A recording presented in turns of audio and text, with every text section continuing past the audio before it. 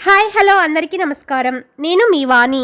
ఇవాళ మనం ఈ వీడియోలో వేటాడే నీడ పార్ట్ 12 వినబోతున్నాం. ఫ్రెండ్స్, మీరు కానీ మన ఛానల్ని ఫస్ట్ టైం చూస్తున్నట్లయితే ప్లీజ్ సబ్స్క్రైబ్ చేసుకోండి. అలాగే ఈ వీడియోని తప్పకుండా లైక్ చేసి స్టోరీ ఎలా ఉందో కమెంట్ చేయండి. మరి ఎందుకు ఆలస్యం, స్టోరీ వినిద్దామా రండి. తండ్రితో మాట్లాడాక లెక్చరర్ నరసింహారావు గారికి ఫోన్ ఇచ్చింది దీక్ష. శంకర శాస్త్రి ఆయనతో మాట్లాడుతూ, ఆ అమ్మాయికి ప్రమాదం ఏమీ ఉండదు, కాసేపటికి స్పృహ వస్తుంది. ఇక మా అమ్మాయిని అక్కడే నలుగురిలో ఉంచుకో, ఒంటరిగా ఎక్కడికి వెళ్ళనివ్వద్దు. మేము కారులో ఊరికి బయలుదేరుతున్నాం. దీక్షను అక్కడే పికప్ చేసుకుంటాను అన్నాడు. ఇంత అర్జెంటుగా ప్రయాణమా? సర్లే, ఎక్కడికని అడగకూడదు. ఇంతకీ మీ బావమరిది గారి అబ్బాయి, అదే ఆ సుమంత్ ఆచూకీ ఏమైనా దొరికిందా? ఇంకా తెలియలేదు నరసింహ. ఆ అబ్బాయి కోసం మృత్యుంజయ హోమం చేయించాలని అనుకున్నప్పటి నుంచి ఏవో కష్టాలు వస్తున్నాయి. రేపు ఉదయం వాళ్ళ ఇంటికి వెళ్ళి అక్కడే హోమం జరిపించాలని నిశ్చయించాను. నన్ను అక్కడికి వెళ్ళనివ్వకుండా ఎవరో ప్రయత్నిస్తున్నారు. అది మనిషో లేక దుష్ట శక్తో తెలియడం లేదు అన్నాడు శంకర శాస్త్రి. నువ్వు పూనుకున్నాక ఏ దుష్టశక్తి అయినా పారిపోవలసిందే. చిన్నప్పటి నుంచి చూస్తున్నాను. నీ శక్తి నాకు తెలియదా? నీకు తోడుగా నన్ను కూడా రమ్మంటావా అని అడిగాడు నరసింహారావు. నా ప్రాణమిత్రుడివి, అవసరమైతే నీ సహాయం అడుగుతాను. నేను కాసేపట్లో అక్కడికి వస్తాను. అమ్మాయిని కూడా నాతో తీసుకుని వెడతాను అన్నాడు శంకర శాస్త్రి. వాతావరణం చూస్తుంటే పెద్ద వర్షం పడేలాగా ఉంది. మీ బావమరిది ఉండేది కృష్ణాపురమే కదా? ఆ దారి మొత్తం హైవే కాదు, 10 కిలోమీటర్లు మట్టి రోడ్లో వెళ్ళాలి అని ఆలోచిస్తూ చెప్పాడు నరసింహారావు. అందుకు సమాధానంగా శంకర శాస్త్రి మాట్లాడుతూ, నిజానికి రేపు ఉదయాన్నే బయలుదేరాలనుకున్నాను. కానీ ఈ మబ్బులు చూసి వర్షం పడి రోడ్డు నానక ముందే వెళ్ళాలని ఇప్పుడే బయలుదేరాం.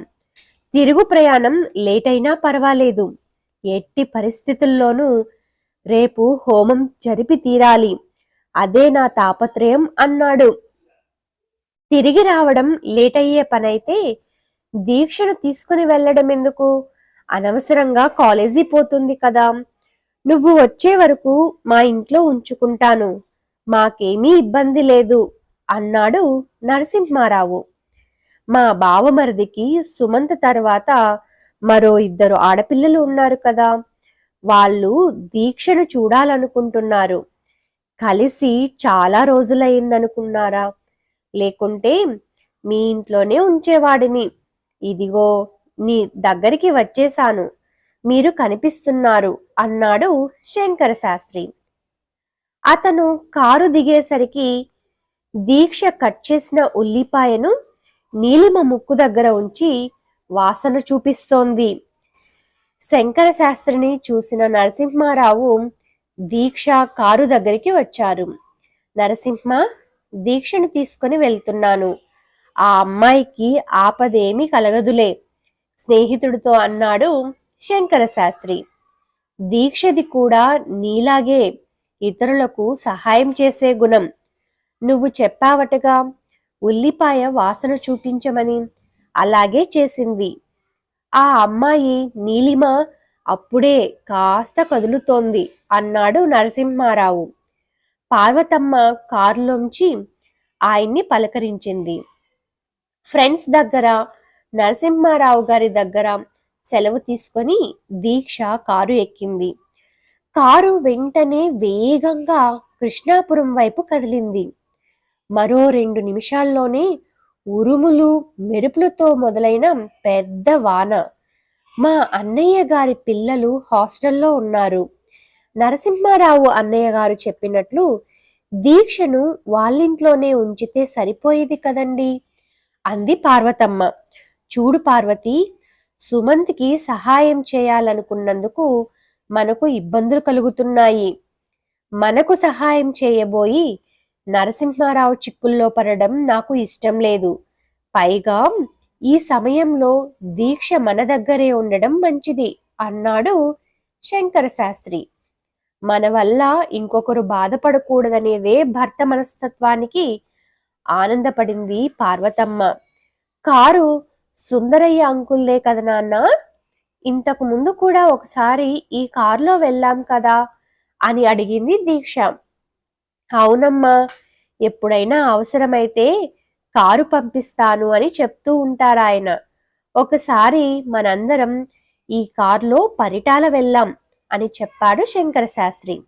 ఆ రోజు ఆయన పంపిన డ్రైవర్ చాలా ఓపిగ్గా మనల్ని అడిగిన చోటికల్లా తిప్పాడు అని గుర్తు చేసుకుంది దీక్ష.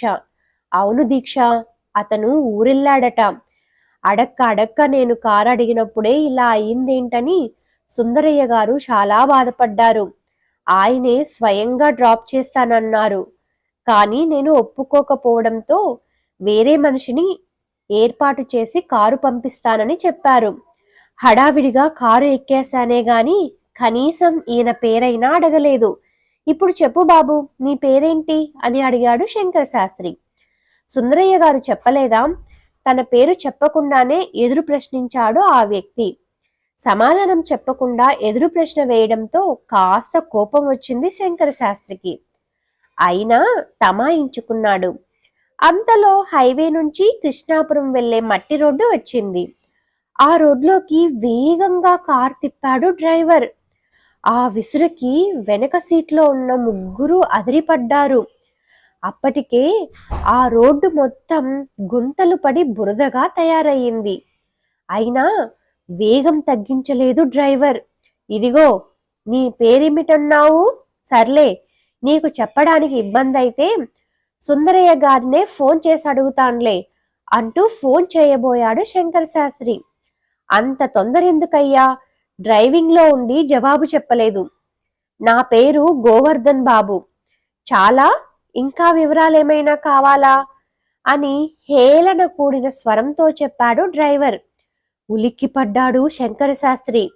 అప్రయత్నంగా అతని చేతిలో ఉన్న సెల్ జారి కింద పడింది.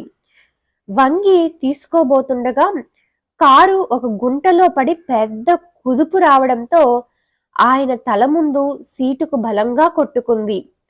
ఆయన తల నుండి రక్తం బొటపటా కారింది. మిస్టర్, ముందు కారాపు, నాన్నగారికి రక్తం కారుతోంది అంది దీక్ష కోపంగా. ఉరుములు మెరుపులు చూస్తున్నారుగా, ఊరికి దూరంగా ఉన్న ఇలాంటి ప్లేసుల్లోనే పిడుగులు పడేవి.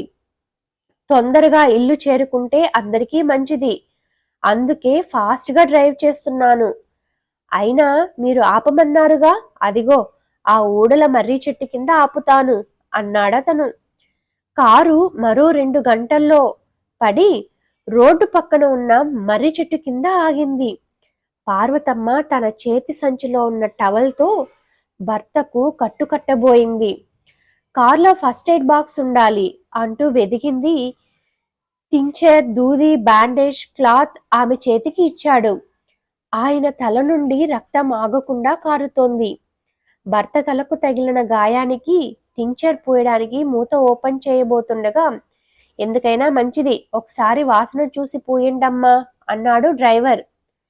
తన భర్తకు విభూది ఇచ్చే ముందు వాసన చూడడం గుర్తొచ్చింది ఆమెకి. ఎప్పటి బాటిలో అది, ఎక్స్పైర్ అయి ఉంటుందేమో అని వాసన చూడమన్నాను. మీకు మరేం గుర్తుకు వచ్చిందో వెనక్కి తిరిగి అన్నాడు డ్రైవర్. అతను మాస్క్ పెట్టుకుని ఉండడంతో ముఖం సరిగ్గా కనపడడం లేదు.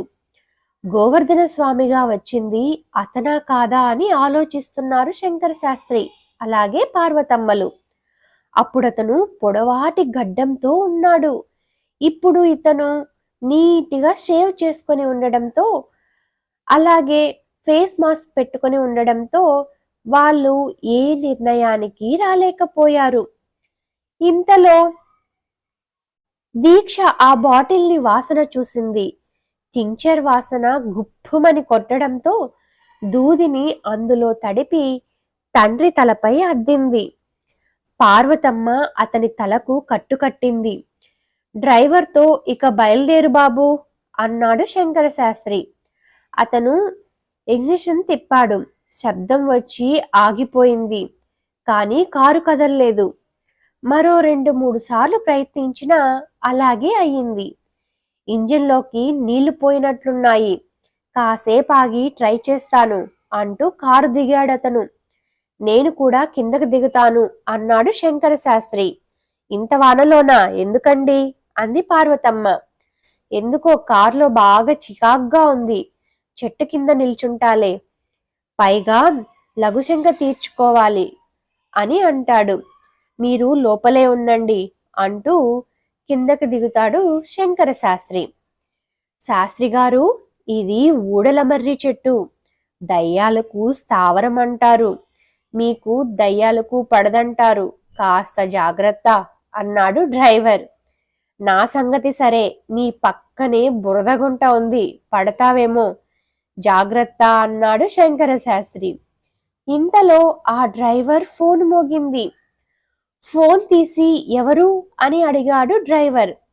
గాలి తన వైపే బలంగా వీస్తూ ఉండడంతో అటువైపు మాటలు వినిపించాయి శంకర శాస్త్రికి. అంతే, ఒక్క ఉదుటున డ్రైవర్ను చేరుకొని అతని చేతిలోని మొబైల్ లాక్కున్నాడు. డ్రైవర్ను బలంగా వెనక్కి నెట్టాడు. అనుకోని ఈ చర్యతో డ్రైవర్ బురదగుంటలో పడిపోయాడు. ఒక చేత్తో ఫోన్ పట్టుకుని చెవి దగ్గర ఉంచుకొని మరో చేతిని ఫోన్ పై నీళ్లు పడకుండా అడ్డుపెట్టి అక్కడి నుంచి దూరంగా వానలో పరిగెత్తాడు శంకర శాస్త్రి. కారులో ఉన్న పార్వతమ్మ దీక్షలకు జరుగుతున్నదేమిటో అర్థం కావట్లేదు. దీక్ష తల్లిని కారులోనే ఉండమని తాను కిందకి దిగింది. గుంటలో పడ్డ డ్రైవర్ బయటకు వచ్చి, రేయ్ శంకర శాస్త్రి ఆగరా అంటూ ముందుకు వెళ్ళబోయాడు. తన తండ్రిని అతను రే అంటూ సంబోధించడంతో దీక్షలో ఆవేశం కట్టలు తెగింది.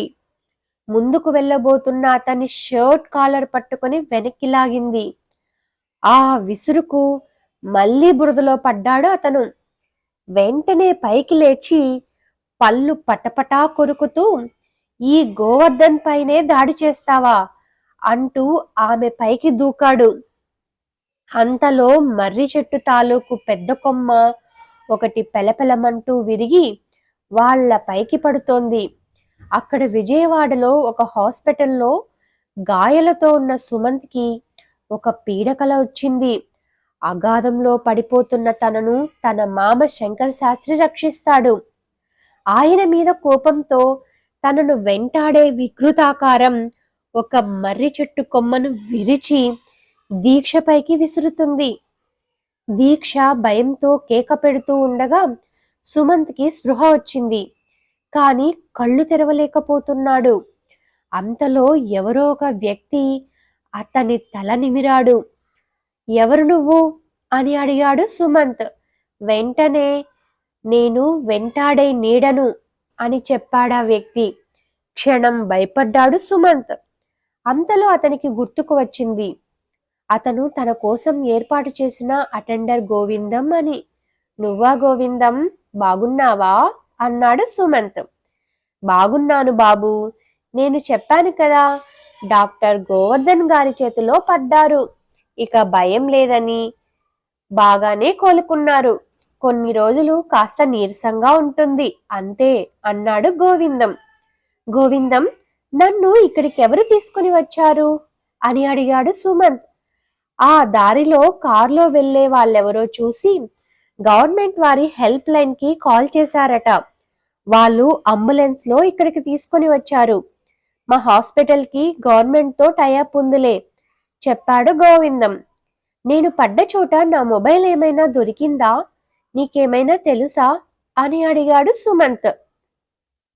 నాకు తెలీదు, ఉండి ఉంటే ఈ పాటికి మీ వాళ్లకు ఫోన్ చేసి చెప్పేవాళ్ళం కదా.